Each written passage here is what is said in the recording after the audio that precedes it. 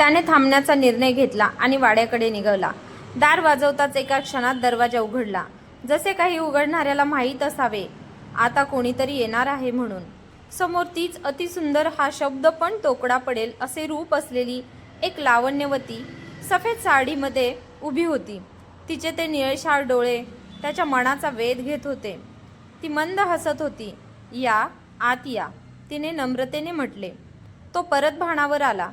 काय होते आहे आपल्याला आज पहिल्यांदाच एका स्त्रीला बघितल्यावर आपण असे सैरभैर का होतो आहे? स्वतःलाच प्रश्न विचारत त्याने त्या वाड्यात पाऊल टाकले. हॉलमध्येच एका आलिशान सोफ्यावर ते वृद्ध गृहस्थ बसले होते. त्यांना निर्माण झालेली अडचण सांगून त्याने आजपासूनच रूम ताब्यात देण्याची विनंती केली. आता बोलत असताना त्या जागा मालकांच्या चेहऱ्यातील आणि त्या फोटोतील तरुणाच्या चेहऱ्यातील साम्यावरून समजून आले की हे या स्त्रीचे सासरे आहे.